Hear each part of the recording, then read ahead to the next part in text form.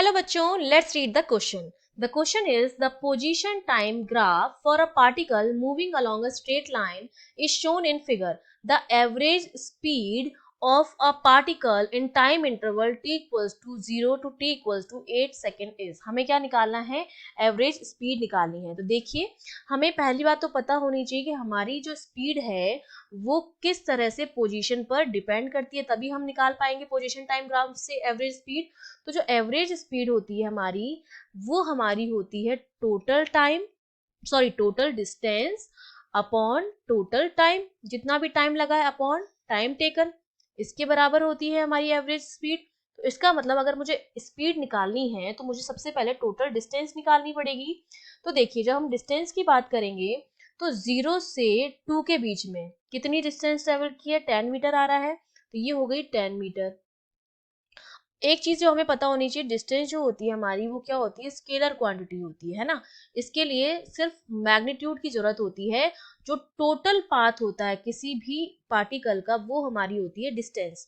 फिर 2 से 4 के बीच जब आप देखेंगे तो टाइम तो देखिए इंक्रीज हो रहा है 2 से 4, पर जो पोजीशन है वो सेम है. पोजीशन सेम है, इसका मतलब कोई डिस्टेंस ट्रेवल नहीं की है, तो यहाँ पर हो जाएगा 0 मीटर. यहाँ पर भी 10 मीटर पे था ऑब्जेक्ट, यहाँ पर भी 10 मीटर पे था ऑब्जेक्ट, तो कितनी डिस्टेंस ट्रेवल की? 0 मीटर.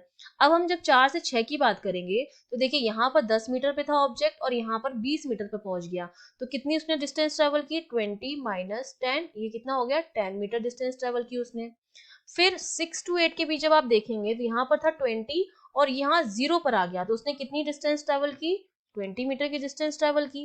तो अब जब मैं टोटल डिस्टेंस निकालूंगी तो टोटल डिस्टेंस मेरे पास कितनी आ जाएगी पूरे में? 0 से 8 में 10 मीटर प्लस 0 प्लस 10 प्लस 20, तो ये मेरे पास आ गया है 40 मीटर. तो अब जब मैं एवरेज स्पीड निकालूंगी, एवरेज स्पीड वो मेरे पास कितनी आ जाएगी? That is equal to total distance which is 40 metre upon total time taken, वो 8 सेकंड हो जाएगा क्योंकि 0 से 8 तक के बीच में हमें निकालना है, तो ये 8 हो जाएगा. तो ये मेरे पास आ जाएगी 5 मीटर पर सेकेंड. तो ये मेरे पास आ गई है एवरेज स्पीड.